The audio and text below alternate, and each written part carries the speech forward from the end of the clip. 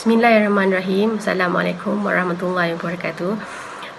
Terima kasih kepada pihak penerbit USIM kerana telah menjemput saya untuk berkongsi mengenai buku ini di bawah segmen Biar Buku Bicara. Okey, terlebih dahulu izinkan saya memperkenalkan diri saya. Nama saya Mazlinda binti Mat Yusof dan saya merupakan salah seorang pensyarah di bawah program Sains Aktuari dan Pengurusan Risiko di Fakulti Sains dan Teknologi Universiti Sains Islam Malaysia USIM. Okey, buku ini bertajuk The Concept of Hibah and Theory of Interest telah ditulis bersama-sama dengan dua lagi rakan pensyarah, iaitu Dr. Sharifah Fairuz Syed Muhammad dan juga Dr. Hishamuddin Abdul Wahab. Dan buku ini sebenarnya diguna pakai oleh pelajar-pelajar kami Sains Aktuari dan Pengurusan Risiko dan juga pelajar-pelajar Matematik Kewangan yang mengambil subjek The Theory of Hibah and Compound Interest. Dan buku ini mengandungi sebahagian topik-topik dari Professional Paper Exam FM di bawah Society of Actuaries SOA dan juga Institute of Actuaries FOA. Dan memandangkan buku-buku rujukan di bawah professional paper ini agak terhad untuk dimiliki, kami telah berusaha untuk menghasilkan rujukan alternatif untuk pelajar-pelajar kami di sini. Buku ini mengandungi 6 bab. Bab pertama adalah menerangkan konsep hibah, bab kedua measurement of interest, bab ketiga rates and cash flows, bab keempat basic annuities, bab kelima more general annuities dan bab keenam adalah amortization schedules and sinking funds. Untuk bab pertama iaitu mengenai konsep of hibah, kami menceritakan menerangkan sedikit sebanyak mengenai konsep hibah itu sendiri dan definisi hibah itu, di mana hibah itu sendiri dalam bahasa ringkasnya adalah bermaksud hadiah. Dan jika dilihat dari segi perspektif pelaburan yang bermaksud non-guaranteed return, iaitu jumlah di mana jumlah pulangan yang diberikan oleh institusi-institusi kewangan tersebut adalah bersifat tidak tetap dan ia bergantung kepada keuntungan yang diperoleh oleh institusi kewangan tersebut mengikut performance ataupun progres syarikat tersebut. So dalam bab ini juga kami ada menceritakan sedikit bagaimana hibah diaplikasikan di institusi kewangan dan juga isu-isu semasa yang berkenaan dengan hibah. Jika dilihat aplikasi hibah ini dalam kehidupan seharian, paling mudah sekali kita lihat adalah daripada pulangan yang diberikan oleh tabung haji, iaitu hasil pulangan yang diberikan oleh syarikat tersebut atau hasil pelaburan yang diberikan oleh syarikat tersebut adalah bersifat hibah. Seterusnya adalah bab 2, the measurement of interest, di mana dalam bab ini kami telah menceritakan jenis-jenis faedah yang terdapat dan masih digunakan oleh institusi-institusi kewangan konvensional di Malaysia atau di seluruh negara, termasuk compound interest, simple interest, force of interest dan juga kadar diskaun. Konsep pengiraan untuk setiap faedah tersebut telah diterangkan secara detail dalam bab ini dan kami juga menerangkan cara-cara asas pengiraan nilai semasa atau dipanggil present value dan juga pengiraan nilai terkumpul bagi sesuatu pelaburan pada masa hadapan atau dipanggil accumulated value. Mungkin sebahagian kita kurang cakna bagaimana sebenarnya bank ataupun institusi kewangan mengira sesuatu pulangan pelaburan atau kos ke atas sesuatu pelaburan atau pinjaman tersebut.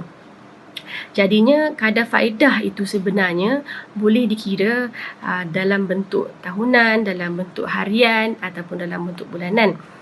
Konsep ini yang diceritakan dalam buku ini akan menerangkan bagaimana kos-kos tersebut mempengaruhi sesuatu pembiayaan atau pelaburan atau pulangan yang dihasilkan oleh faedah-faedah tersebut. Seterusnya adalah bab 3, iaitu rates and cash flows, di mana ia adalah lanjutan daripada bab 2 yang menerangkan dengan lebih detail, lebih terperinci akan jenis faedah simple interest, di mana ada 3 jenis faedah simple interest, iaitu exact simple interest, ordinary simple interest dan juga bankers rule.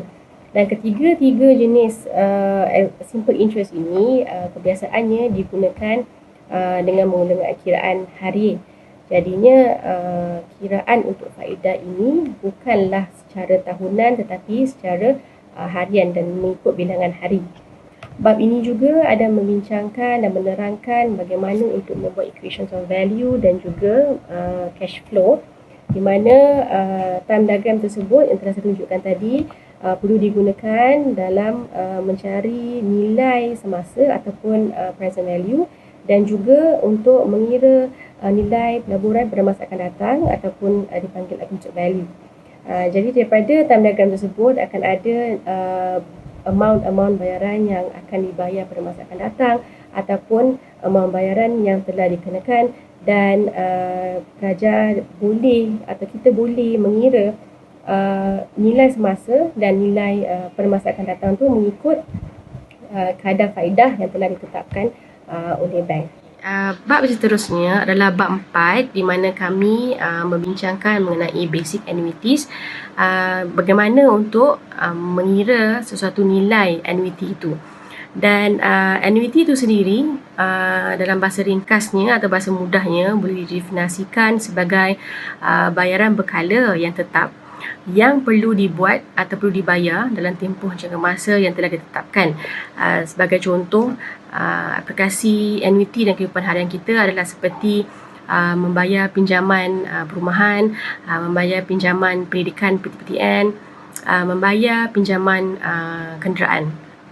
Sebagai contoh, kita ingin membuat pinjaman perumahan sebanyak RM450,000 dan hendak menyelesaikan pinjaman tersebut dalam tempoh 25 tahun dengan kadar faedah yang akan ditetapkan oleh pihak bank.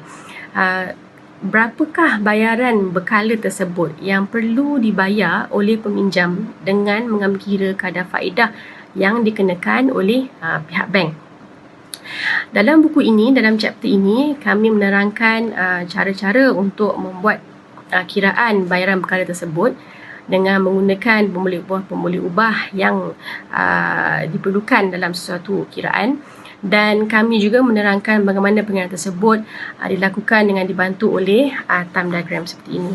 Okey, untuk setiap senario yang kami bincangkan dalam buku ini adalah berkisar pada senario-senario kehidupan harian. Dan penerangan dalam bab ini memang banyak diaplikasikan dalam contoh common dalam kehidupan harian kita. Bab ini juga membincangkan mengenai bagaimana untuk mengira sesuatu bayaran berkala tersebut dengan amount yang telah ditetapkan. Contohnya, seseorang itu hanya mampu membayar 500 setiap bulan untuk pinjaman yang dia mahu lakukan. Jadinya dalam tempoh yang ditetapkan, contohnya 25 tahun dengan bayaran 500 yang dia mahu bayar setiap bulan, kita boleh kira berapakah amount atau berapakah jumlah pinjaman yang seorang itu boleh buat supaya dia dapat membuat bayaran RM500 setiap bulan. Empat ni juga bukan saja mengira berapakah bayaran pulangan atau bayaran pinjaman semula, tetapi boleh juga digunakan jika seseorang itu ingin menganggarkan berapakah amount ataupun jumlah yang dia akan dapat simpan sekiranya dia mampu membuat simpanan sebanyak RM100 setiap bulan di dalam bank, dan berapakah pulangan faedah yang diberikan oleh bank tersebut. Jadinya kita boleh buat anggaran dalam tempoh 10 tahun jika kita masukkan RM100 setiap bulan dengan kadar faedah yang telah diberikan oleh bank, contohnya 5%. So, berapakah anggaran yang kita boleh peroleh atau kumpul dalam masa tempoh 10 tahun tu nanti. Pula membincangkan mengenai more general annuities, iaitu dia adalah lanjutan daripada bab 4 dengan mengaplikasikan pengiraan annuity sekiranya berlaku penambahan atau pengurangan terhadap bayaran berkala tersebut, yang juga dipanggil mengikut konsep arithmetic ataupun geometric progression. Contohnya, bab 4 tadi kita menerangkan jika bayaran tersebut adalah bayaran berkala yang tetap yang sama amountnya sepanjang tempoh bayaran pinjaman tersebut. Tetapi dalam bab 5 ini kita menerangkan sekiranya ada berlaku penambahan untuk setiap bayaran berkala tersebut dalam masa setiap bulan. Contohnya, bayaran tersebut bertambah RM50 untuk setiap bulan. Jadi macam mana atau bagaimana pengiraan untuk annuity tersebut, dan sekiranya bayaran tersebut juga dikurangkan. Contohnya sekarang kita membuat bayaran RM1,000 sebulan, tetapi pengiraan tersebut diolah dan dikurangkan sebanyak RM100 sebulan. So bagaimana pula nilai annuity tersebut? Jadi isu ini ataupun senario ini telah dibincangkan dalam chapter 5 dengan menggunakan konsep arithmetic dan juga geometric progression. Bab yang terakhir dalam buku ini adalah bab 6, iaitu Amortization Schedules and Sinking Funds, di mana dalam bab ini kami menerangkan dua jenis kaedah bayaran semula pinjaman, iaitu menggunakan kaedah amortization dan juga satu lagi kaedah sinking fund. Dan bab ini juga menerangkan cara untuk mengira sesuatu baki pinjaman yang boleh diaplikasikan jika kita ingin membuat full settlement lebih awal dari tempoh yang telah disetujui dengan pihak bank. Contohnya, pinjaman perumahan yang sepatutnya dibayar adalah selama 25 tahun, tetapi hendak diselesaikan awal, iaitu pada tahun ke-15. Jadi berapakah jumlah baki yang perlu diselesaikan dengan menggunakan kaedah amortization ataupun kaedah sinking fund.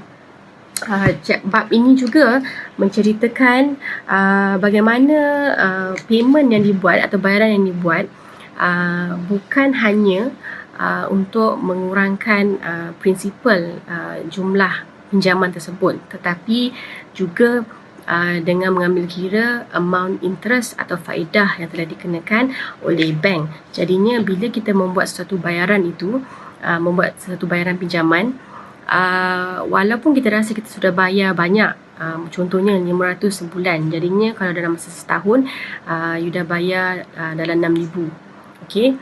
Tetapi sebenarnya hakikatnya dalam amount 6,000 itu hanya segelintir ataupun tidak sampai separuh yang dibayar adalah untuk menolak jumlah prinsipal pinjaman tersebut. Yang selebihnya hanyalah amount faedah ataupun interest yang telah dikenakan. Antara sebab yang menjadi motivasi saya dan rakan-rakan pensyarah, yang menjadi dorongan dan motivasi untuk kami menyiapkan buku ini adalah kerana apabila melihat pelajar-pelajar kami mempunyai masalah untuk memahami teori-teori faedah atau teori-teori interest yang telah diterangkan dalam buku-buku rujukan yang dikeluarkan oleh professional bodies. Mungkin kerana bahasanya agak tinggi, agak sukar untuk difahami. Jadinya kami mencuba sehabis baik untuk menghasilkan buku ini dalam bahasa lebih mudah untuk difahami oleh pelajar-pelajar dengan mengaplikasikan contoh-contoh senario-senario yang berlaku di Malaysia untuk pelajar-pelajar lebih mudah untuk memahami konsep-konsep faedah atau interest yang digunakan oleh institusi-institusi kewangan di Malaysia dan juga di luar negara. Saya ingin mengambil kesempatan ini untuk mengucapkan ribuan terima kasih kepada semua pihak yang telah berusaha menjayakan penghasilan buku kami ini, terutama pada pihak fakulti, pihak penerbitan USIM dan juga pelajar-pelajar kami yang telah banyak memberi feedback dalam menambahbaikkan kandungan buku ini. Kepada mereka yang berminat untuk mendapatkan buku ini, boleh dapatkan buku ini di kedai penerbit USIM yang terletak di pusat komersial, atau boleh beli secara online di mybookstore.usim.edu.my. Diharap buku ini dapat memberi manfaat pada semua dan lebih mendalami pengiraan yang dilakukan oleh institusi-institusi kewangan di Malaysia. Terima kasih dari saya. Assalamualaikum warahmatullahi wabarakatuh.